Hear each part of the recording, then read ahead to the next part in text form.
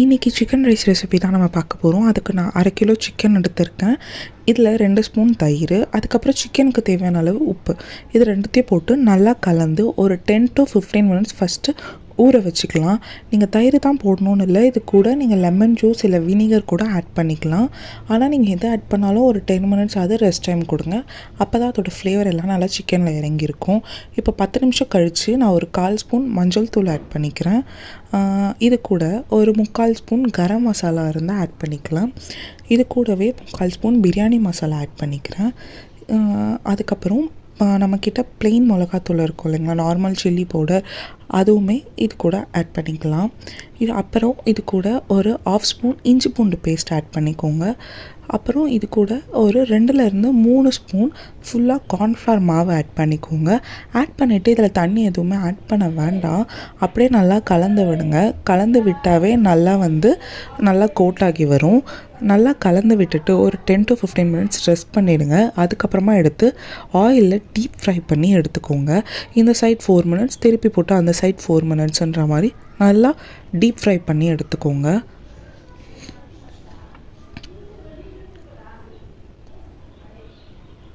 Chicken நீங்கள் நார்மலாக 65 மசாலா கூட போட்டு ட்ரை பண்ணலாம். அதை விட நீங்கள் இப்போ நான் சொன்ன மாதிரி போட்டிங்கன்னா இன்னும் கொஞ்சம் டேஸ்ட்டாக இருக்கும். அதனால தான் நான் இந்த மெத்தட் சொன்னேன். இப்போ நல்லா எனக்கு சிக்கன் மொறுமொறுன்னு வந்துருச்சு. அதை எடுத்து நான் தனியாக குட்டி குட்டியாக கட் பண்ணி தனியாக வச்சுக்கிறேன். இப்போ நான் ஃப்ரைட் ரைஸ் பண்ண போகிறேன். ரைஸ் பார்த்திங்கன்னா எனக்கு 3/4 கிலோ குவான்டிட்டி. இதுக்கு நான் 100 ml ஆயில் எடுத்திருக்கேன். இது கூட ஒரு 2 பெரிய சைஸ் வெங்காயம், இதை நல்லா பிரியாணிக்கு கட் பண்ணுற மாதிரி நீல வாக்கில் கட் பண்ணிக்கலாம். கட் பண்ணி ஆயில் நல்லா ஹீட் ஆனதுக்கப்புறம் ஆயில் ஆட் பண்ணிக்கோங்க. ஃபஸ்ட்டு வெங்காயத்தை நல்லா வதக்க விட்டுக்கலாம். இன்கேஸ் கோஸ் நீங்கள் ஆட் பண்ண போகிறீங்க அப்படின்னா வெங்காயம் ஒரு 1/2 குக் ஆனதுமே கோஸ் போட்டுக்கோங்க. இன்றைக்கி நான் கோஸ் எதுவும் ஆட் பண்ண போகிறதில்ல. ஸோ வெங்காயத்தை கொஞ்சம் முடிஞ்ச அளவு நல்லா வதக்கி எடுத்துக்கலாம்.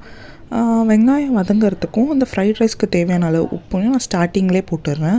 போட்டுட்டு நல்லா வதக்கி எடுத்துக்கலாம். வெங்காயம் கொஞ்சம் நல்லா குக்காகி வந்துருச்சு எனக்கு. இப்போது இந்த டைமில் நான் 5 முட்டை ஊற்ற போகிறேன். 3/4 கிலோ ரைஸுன்றதுனால நான் 5 முட்டை ஊற்றிக்கிறேன். முட்டை ஊற்றிட்டு நல்லா நமக்கு முட்டை பொடி மாஸ் போடுவோம் இல்லைங்களா, அந்த மாதிரி நல்லா கலந்து விட்டுக்கோங்க.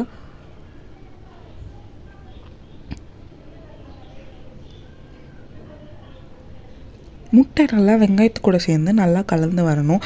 ஆக்சுவலாக இப்போ நம்ம வெளியில் ஃப்ரைட் ரைஸ் வாங்கினா அவங்க இப்போ நல்லா பெருசாக எரியிற அடுப்பு வச்சுருப்பாங்க. ஸோ அவங்களுக்கு ஈஸியாக ஆயிடும். நம்ம வீட்டில் செய்கிறதுனால கொஞ்சம் டைம் எடுக்கும். இது கூடவே நான் ஒரு 1/4 ஸ்பூன் மஞ்சள் தூளும் ஆட் பண்ணிக்கிறேன். அது கூட ஒரு ஸ்பூன் ஃபுல்லாக இஞ்சி பூண்டு பேஸ்ட் ஆட் பண்ணிக்கிறேன். இப்போ இது எல்லாத்தையும் நல்லா முட்டை கூட கலந்து விட்டுக்கலாம். ஆக்சுவலாக இப்போ நான் 5 முட்டை போட்டு 3/4 கிலோ அரிசி போட்டிருக்கேன் இல்லைங்களா. இதில் 5லேருந்து 6 பேர் நல்லா தாராளமாக சாப்பிட்லாம் இந்த குவான்டிட்டிக்கு.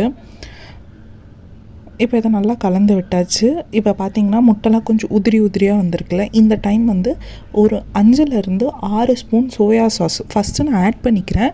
இன்கேஸ் நமக்கு வேணும் அப்படின்னா நம்ம கொஞ்சம் லாஸ்ட்டில் கொஞ்சம் சோயா சாஸ் ஆட் பண்ணிக்கலாம். சோயா சாஸ் ஆட் பண்ணி நல்லா மிக்ஸ் பண்ணிக்கலாம். ஃபஸ்ட்டு சோயா சாஸ் நல்லா முட்டை கூட கலந்துக்கலாம். அதுக்கப்புறமா நம்ம ரைஸ் ஆட் பண்ணிக்கலாம். நான் ரைஸ் பார்த்திங்கன்னா ஆல்ரெடி நல்லா வேக வச்சுருக்கேன். ஒரு 90 to 95% ரைஸ் நல்லா வெந்திருக்கு.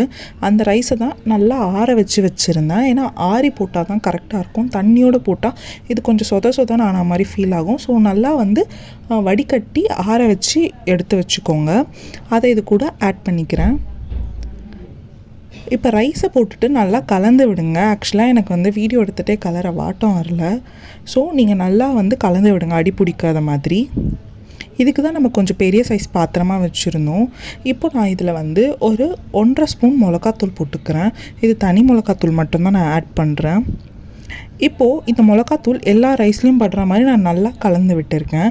நல்லா கலந்ததுக்கப்புறம் நம்ம சிக்கன் பொரித்து வச்சுருந்தோம் இல்லைங்களா, அந்த சிக்கனை நான் குட்டி குட்டியாக கட் பண்ணியிருந்தேன். அந்த சிக்கனை இது மேலே ஆட் பண்ணிவிட்டு மறுபடியும் ரைஸை நல்லா கலந்து விடுங்க. நம்ம ஒரு 95% தான் குக் பண்ணியிருப்போம். 90 to 95% தான் குக் பண்ணியிருக்கோம். பேலன்ஸ் ஒரு 10% ரைஸ் குக் ஆகிற வரைக்கும் நம்ம ஒரு மீடியம் ஃப்ளேமில் வச்சு நல்லா ரைஸை குக் பண்ணி எடுத்துக்கலாம். இப்போ பார்த்திங்கன்னா நமக்கு சிக்கன் ரைஸ் ரெடி ஆகிடுச்சு. நல்லா வந்து சிக்கன் எல்லாமே கலந்து விட்டுருக்கோம். இந்த டைமில் நீங்கள் சோயா சாஸ் இல்லை உப்பு எதனா உங்களுக்கு தேவை அப்படின்னா ஆட் பண்ணி லாஸ்ட்டில் கூட நம்ம போட்டு கலந்துக்கலாம்.